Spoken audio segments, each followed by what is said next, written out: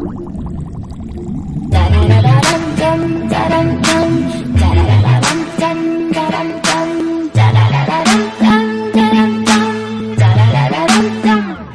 you? I'm really good, thank you, sir.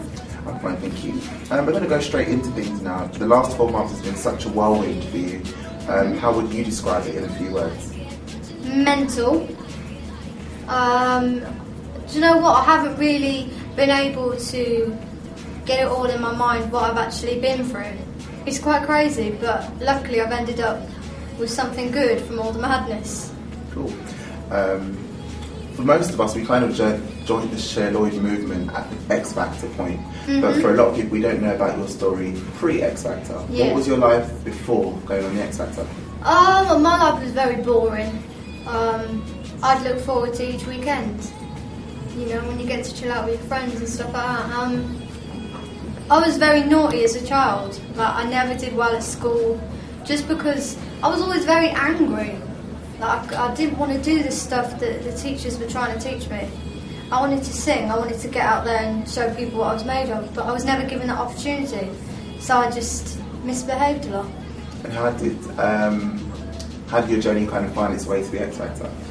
Well, basically I was sat in my living room and the advert came up for the X Factor, and my mum said that I might as well go for it, because I'd been before when I was 14, but I didn't know what I was doing. I didn't know what artist I wanted to be. I was taking too much advice from like other people telling me what to do. So when I was 16, I applied for it, went for it, and did what I wanted to do. Yeah. And what was that? What did you want to specifically do? What kind of artist at that time did you want to be? I wanted to break the mould. How? Of like stereotypical X Factor people. Okay. Because I was sick of watching it every single year and just seeing proper boring people stood there. Houston and Mariah Carey. Exactly, the same old boring. Do you know what I mean? So I wanted to go on and sing a song that would shock people. Yeah. And shock them, you did. All of that has kind of paid off in the form of your new album, Sticks and Stones, which is getting a lot of positive buzz at the moment. How would you describe the process of making the album, and how much input did you have in it? Do you know what? Every decision that was made, I was involved in, which I'm very lucky for, because not many artists get to do that. On their first record as well. Definitely. You know, I've just come out of a TV show, gone into studios in LA, Miami and Sweden, basically done whatever I wanted to do, and therefore I'm really happy with the way it's gone. I think it's been crazy, the process of it, because obviously I didn't know the producers. I wasn't like familiar too much with how it all worked out. Okay. But I got right stuck in, co-wrote, did stuff like that, and yeah, criticised a lot of things too. Cool. And you spoke of producers just now. Who can we expect to see on the album? Like producers and features and things like that? Features, we've got Dot Rotten, Getz and Mike Righteous. We've also got Busta Rhymes, Mike Posner and Caroline Elia. And producers wise, we've got Max Martin, which I'm really grateful for, and also Red One, which is another really big name. I'm just name dropping right now. But yeah, really, really good people on this album. Some big names on there. And then we're loving your new single, With Your Love. Thank you. You're welcome. Taking us through the album, which 3 songs do you think would turn a Cher Lloyd critic into a Cher Lloyd fan? Ooh. Possibly Beautiful People. Over the Moon. And Dub on the Track. Why those 3 tracks? Because I don't think people expected that sort of thing from me, you know. And when you are on a TV show, people always get a bit arsey in the fact that they think you are only able to be like a Disney pop singer. Do you know what I mean? Because it's always never been so stereotypical. That's why I wanted to change it. I wanted to get out, you know, with the platform I'd been given, and do something good with it and experiment, and that's what I did. And I think those 3 songs definitely make people, they just represent what the album's all about. Okay, wicked. And what can fans expect as the follow-up to With Your Love? Follow-up? Yeah. What, in the aspect of like Single. what I'm going to do next? Yeah. I've realised that I really like doing videos. I think it expresses me, because the difference between Swagger Jagger and the With Your Love video, They're so different. Yeah, definitely. And that's what I wanted to do. I didn't want to make people think that I was some aggressive girl, because in Swagger Jagger it was so aggressive and I was like all up in people's face. And then with Your Love I was like some sweet and innocent thing. Yeah. Which I want to do. I don't want people to put me in a box, therefore the next video will be completely different.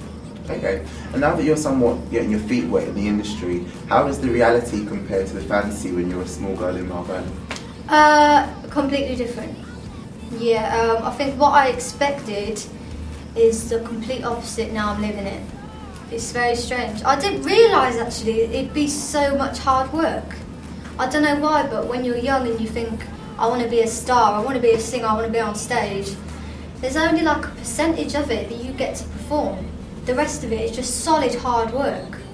You know, from interviews. Yeah, just everything. And you've got to be so careful as well. I'm not too careful because at the end of the day I am what I am. Mm-hmm. There's some certain things that you can't say that I used to say back then.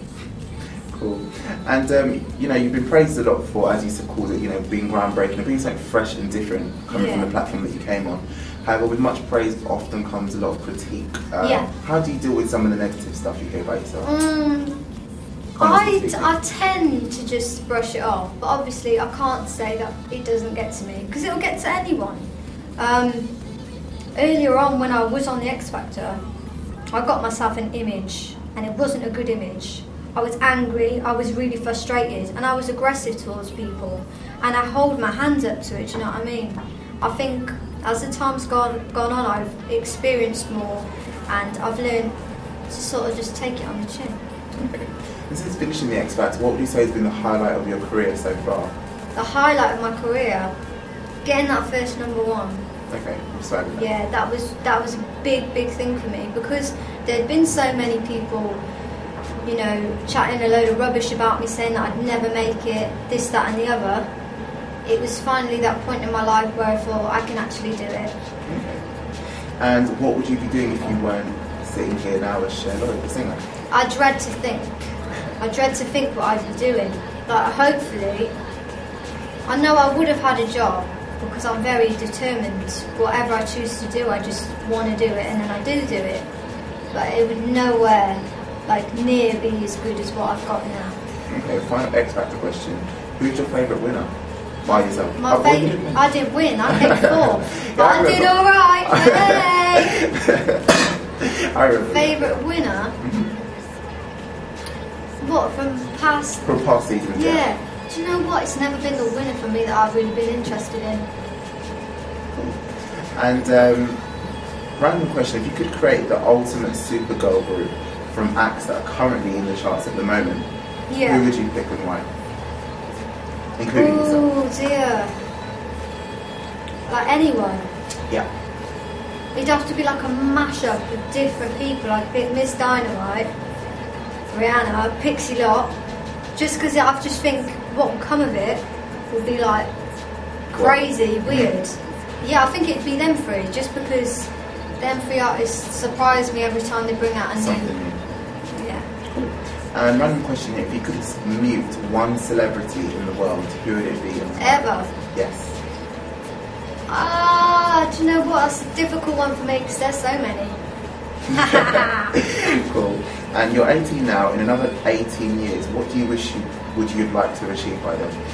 I would have loved for me to have more albums out. You know, a lot more videos. I love videos. I'm like crazy about videos. You know, lots more product from me. Okay. Yeah, and to live in a nice little house in the middle of a field. Okay, and final question, pop is so fast changing with some of the acts that were even topping charts last year. Yeah. They're like confined to memory now, if you know what I mean. How does Cher Lloyd plan to last the distance? I just stay as me. Okay. Just stay real, true to myself. My way of thinking is, I will never ever change myself for anyone else. I don't feel like I have to. If people like me the way that I am, that's fine, but if they don't, leave. Cher Lloyd, thank you very much for your time. Thank you very much. Thank you.